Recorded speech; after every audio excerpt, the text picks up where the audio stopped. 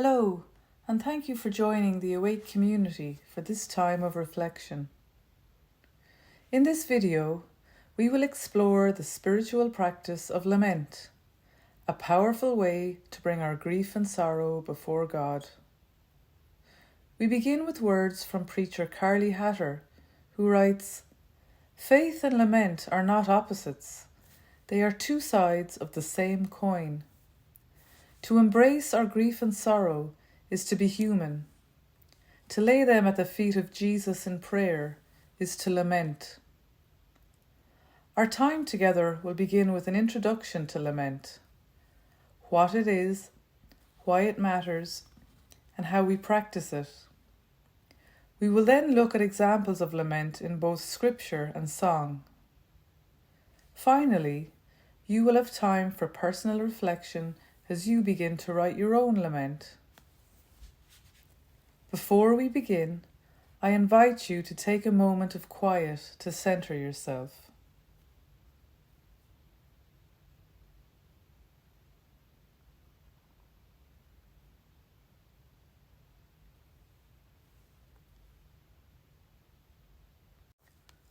Rob Brockman, writing for the Gospel Coalition, describes lament in this way.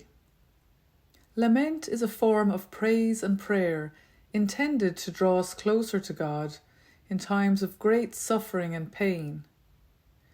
It is ultimately a gift to the children of God because it presupposes a relationship with Him and depends on it.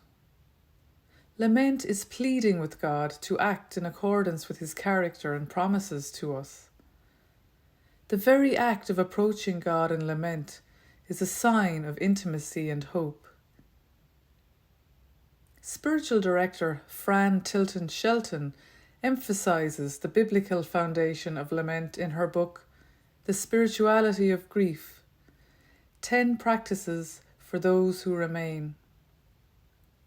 She notes that out of the 150 Psalms in the Bible, 58 are laments, 42 written as personal prayers, and 16 on behalf of a community or nation.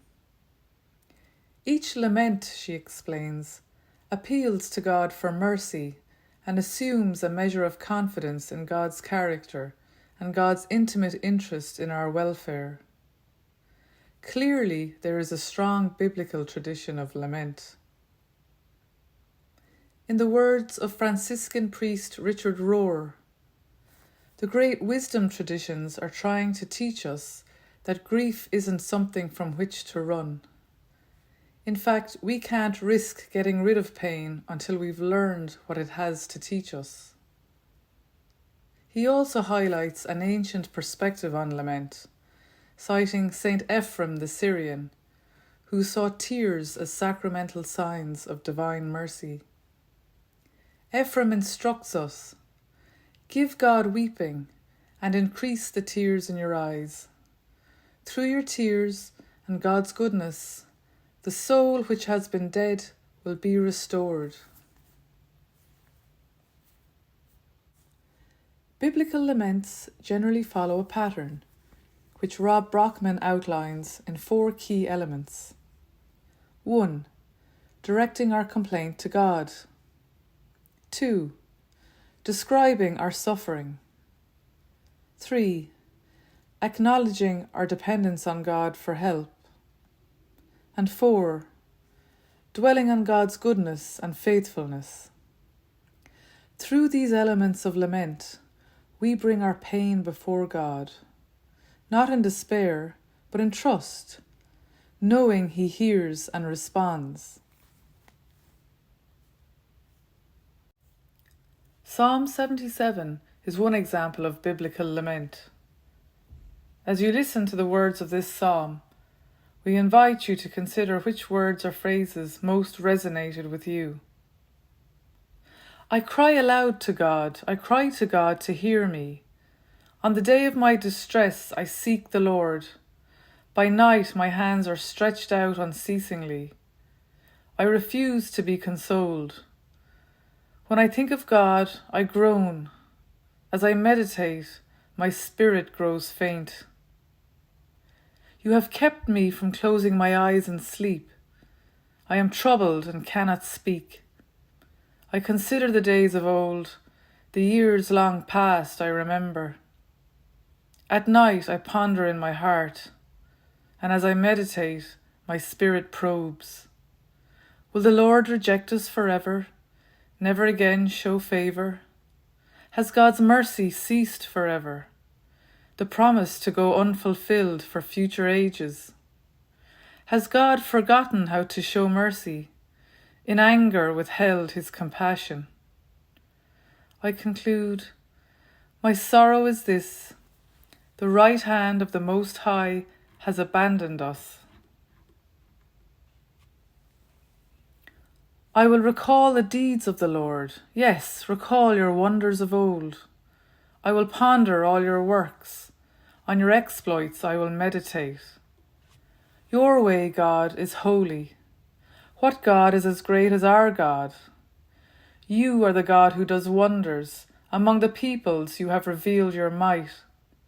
With your mighty arm you redeemed your people, the children of Jacob and Joseph. The waters saw you, God. The waters saw you and lashed about. Even the deeps of the sea trembled. The clouds poured down their rains. The thunderheads rumbled. Your arrows flashed back and forth. The thunder of your chariot wheels resounded. Your lightning lit up the world. The earth trembled and quaked. Through the sea was your way, your path, through the mighty waters, though your footsteps were unseen. You led your people like a flock by the hand of Moses and Aaron.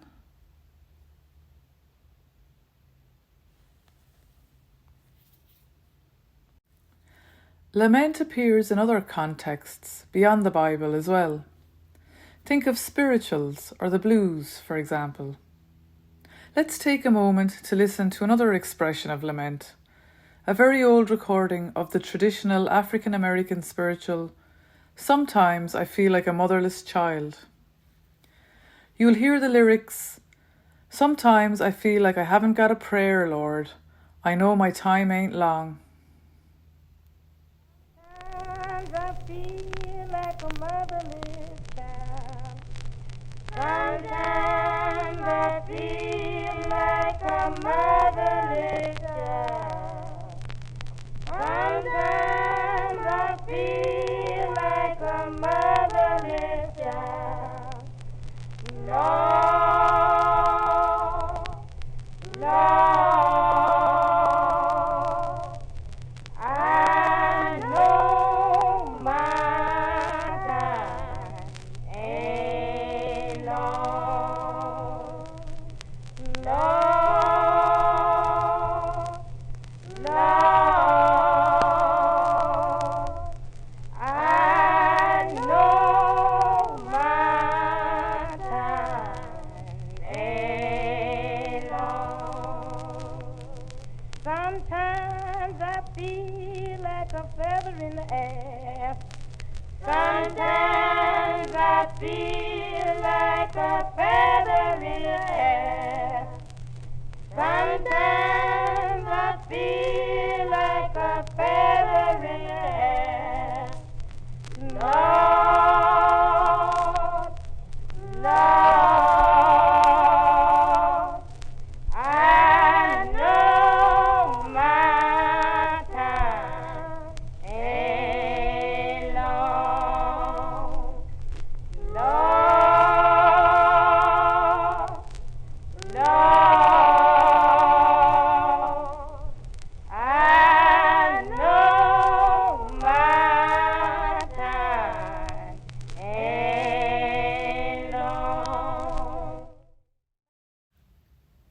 Having heard a few examples of lament, we invite you to take some time now to write your own prayer of lament. We will use the 4 elements of lament that we heard about a few minutes ago. First, we direct our complaint to God. You might ask yourself, what are the concerns or complaints that you'd like to address to God? What is troubling you about the suffering in the world? in the church, in your own heart. Then we describe our suffering.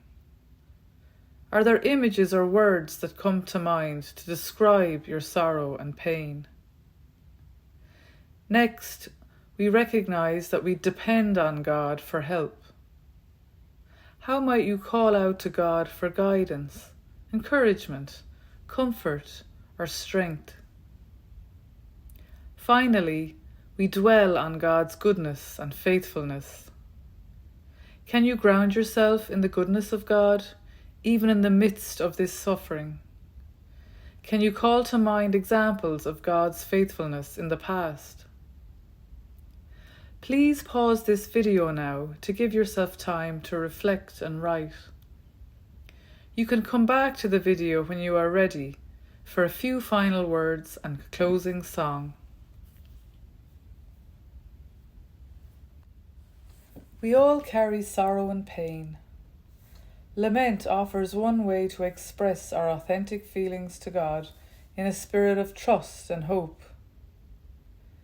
We hope that you found value in the experience of creating your own lament, and that this will be a helpful tool for you during hard times.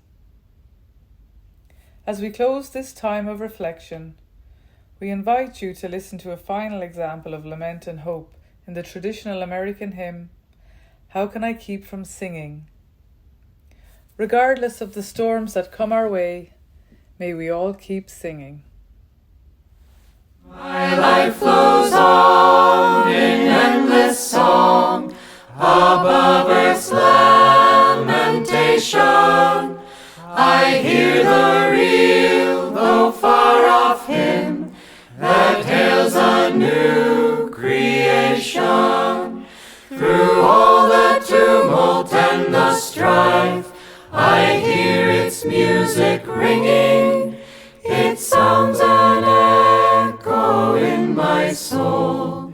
How can I keep from singing? When tyrants tremble, sick with fear, and hear their death knell ringing, when friends rejoice both far and near, how can I keep from singing? In prison cell and dungeon vile, our thoughts to them are winging. When friends by shame are undefiled, how can I keep from singing? What though the tempest loudly roars, I hear the truth it liveth. What though the darkness round me falls, songs in the night it giveth.